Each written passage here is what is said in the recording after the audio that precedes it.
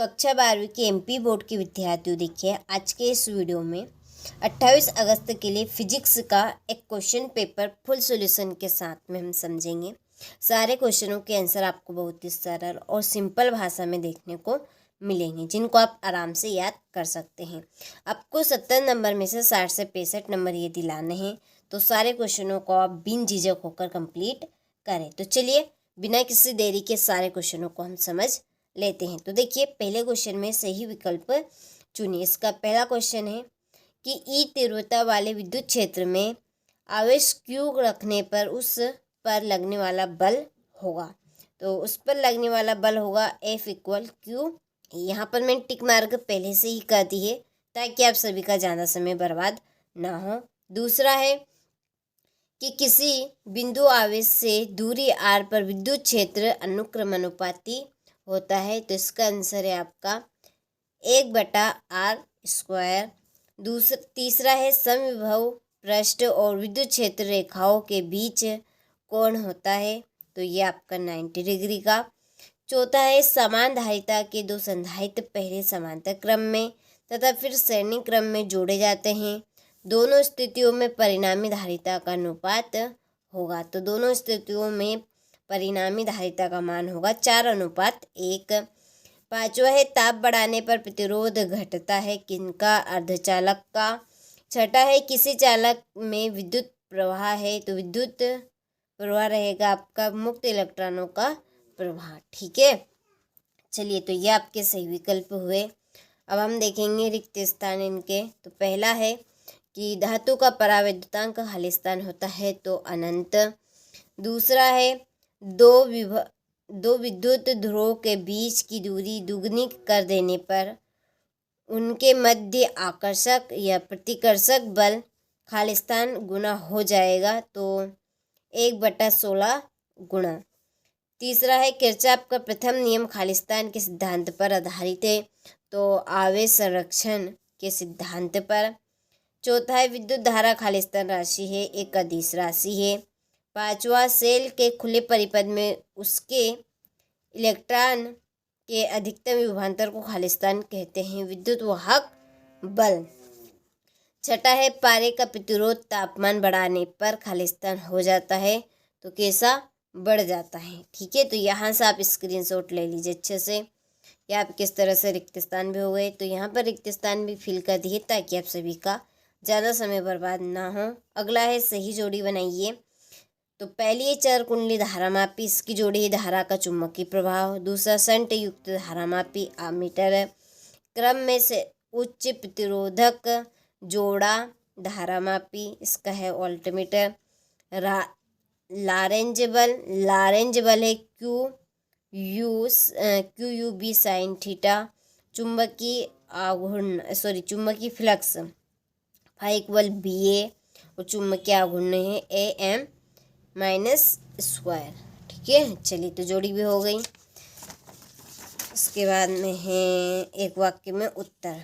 तो पहला है कि एक बंद पृष्ठ के अंदर एक विद्युत द्विध्रुव स्थित है, उससे गुजरने वाले संपूर्ण विद्युत फ्लक्स का मान कितना होगा? तो 0 होगा। कितना होगा? 0। दूसरा है एक विद्युत द्विध्रुव के कारण किन बिंदुओं पर विद्युत विभव का मान 0 होता है? तो निरक्षीय स्थिति में स्थित होने पर। अनुगमन वेग और विद्युत क्षेत्र की तीव्रता में संबंध VD समानुपाती E। लेंज का नियम किस नियम के अनुकूल है? ऊर्जा संरक्षण के नियम पे।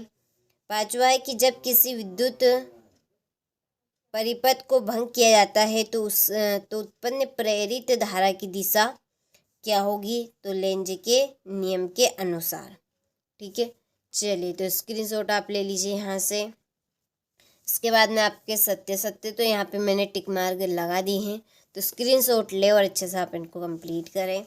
इसके बाद में है छठा क्वेश्चन कि दो विद्युत क्षेत्र रेखाएं एक दूसरे को क्यों नहीं काटती? विद्युत क्षेत्र की परिभाषा, मात्रक एवं विमीय सूत्र लिखिए। तो चलिए अब हम इनके आंसर देख लेते हैं क्वेश्चन नंबर 6 से लगाकर 20 तक के सारे प्रश्नों के।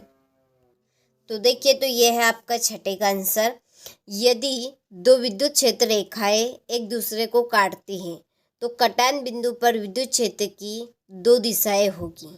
ठीक है, जब विद्युत क्षेत्र रेखा एक दूसरे को काटेगी तो जिस बिंदु पर वो काट रही है उस बिंदु पर विद्युत क्षेत्र की दो दिशाएं फिर हो जाएगी, जो कि असंभव है क्योंकि किसी भी बिंदु पर विद्युत क्षेत्र की केवल एक ही निश्चित दिशा होती है। ठीक है, तो किसी भी बिंदु पर विद्युत क्षेत्र की जो दिशा होगी वो एक ही होती है और ये आपका संभव नहीं है कि दो विद्युत क्षेत्र रेखा एक दूसरे को काटती है तो वो एक कटान बिंदु पर है, तो कटान बिंदु पर काटती है तो उस पर दो दिशाएं हो जाती है और जो कि असंभव है।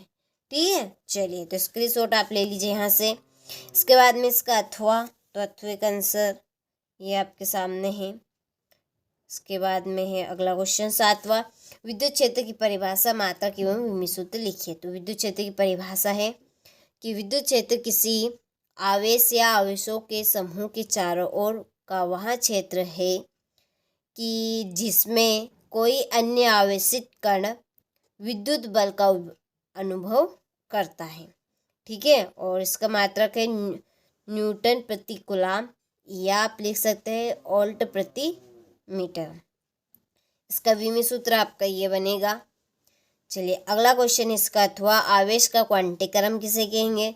तो आवेश का क्वांटीक्रम यहाँ बताता है कि किसी भी वस्तु पर आवेश हमेशा एक निश्चित न्यूनतम मान का पूर्णांक गुणज होता है, अर्थात कहे कि आवेश को अनिश्चित रूप से विभाजित नहीं किया जा सकता है। ठीक है, आवेश जो है उसको अनिश्चित रूप से हम विभाजित नहीं कर सकते।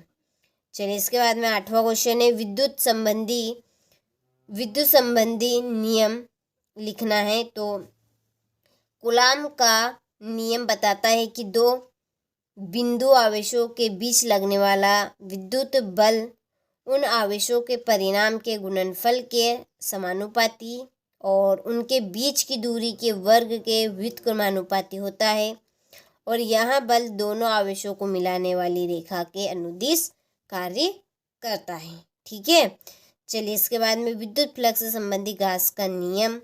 तो गाउस का नियम यहाँ कहता है कि किसी बंद सतह से गुजरने वाला कुल विद्युत फ्लक्स उस सतह द्वारा परिबद्ध कुल आवेश का 1/एप्सिलॉन गुणा होता है, जहाँ एप्सिलॉन निर्वात की विद्युतशीलता है। ठीक है, चलिए फिर है 9वां क्वेश्चन, ओम का नियम। तो ओम का नियम आपका है कि ओम का नियम बताता है कि स्थिर तापमान पर किसी चालक के सिरों के बीच का जो विभवांतर है और उसमें प्रवाहित होने वाली विद्युत धारा के समानुपाती होता है, अर्थात V बराबर IR, जहाँ V विभवांतर है, I धारा है और R क्या है, प्रतिरोध है। ठीक है, इसके बाद में इसका अथवा है आपका किरचॉफ का द्वितीय नियम। तो किरचॉफ का द्वितीय नियम है कि किरचॉफ का द्वितीय नियम यानी वोल्टेज नियम कहता है कि किसी बंद विद्युत परिपथ में सभी विभवांतरों का बीजगणितीय योग कैसा होता है, शून्य होता है। ठीक है, चलिए ये आपका 10वां क्वेश्चन। तो चलिए अब मैं आपको इस तरह से बताऊंगी पढ़ के सारे क्वेश्चनों को, ज़्यादा टाइम आपका वेस्ट होगा और मैं ये नहीं चाहती हूँ कि मेरे द्वारा आपका ज़्यादा टाइम वेस्ट हो। तो आप अच्छे से स्क्रीनशॉट लें और अच्छे से आप इनको कंप्लीट करें।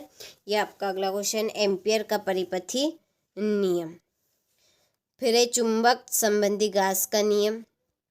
क्या होगा यदि एक चुंबक को उसकी लंबाई के अनुप्रस्थ यानी कि लंबवत 2 भागों में विभाजित किया जाए। फिर इसका अथवा है, क्या होगा यदि लोहादार चुंबक को पिघलाया जाए और क्या इसकी चुंबकशीलता बनी रहेगी। कि गतिक विद्युत वाहक बल किसे कहते हैं। तो गतिक विद्युत वाहक बल वह विद्युत वाहक बल है जो किसी चालक के चुंबकीय क्षेत्र में गति करने के कारण उत्पन्न होता है। यह फैराडे के विद्युत चुंबकीय प्रेरण के नियम का एक विशेष मामला है।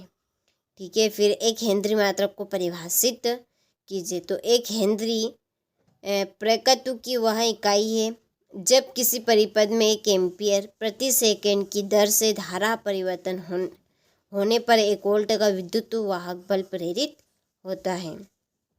ये आपका 14वां क्वेश्चन। चलिए आप जल्दी जल्दी आप स्क्रीनशॉट ले लीजिए। मैं थोड़ी सी यहाँ पर स्क्रॉल ज़्यादा तेज करने वाली हूँ, तो आप जल्दी से स्क्रीनशॉट लें। चलिए ये आपका 15वां क्वेश्चन। ये आपका अथवा, ये ठीक है। चलिए ये आपका 16वां क्वेश्चन। ये इसका आंसर हो गया। चलिए अथवा, ये आपका 17वां क्वेश्चन। धारा और इलेक्ट्रॉन के प्रवाह में वेग में संबंध ज्ञात करना है। तो ये आपका प्रश्न हो गया, ये आंसर। ये आपका 17वें का अथवा।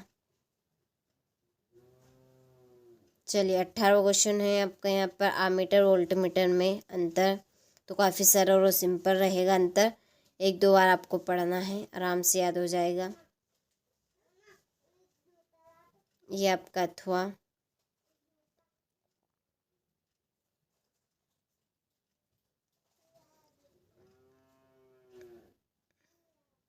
चलिए आपका 19वां क्वेश्चन।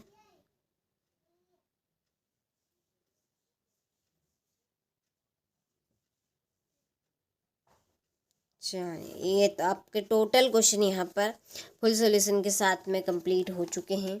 तो आपने सारे क्वेश्चनों का देखिए यहाँ पे अच्छे से स्क्रीनशॉट ले लिया होगा, और सारे क्वेश्चन आपको काफ़ी सरल और सिंपल देखने को मिले होंगे। ठीक है, तो अच्छे से आपको तैयारी करनी है। इन 2 सेट में ही आपका पूरा काम प्रॉपर हो जाएगा। ठीक है, चलिए तो मिलते हैं आपसे अगले वीडियो में।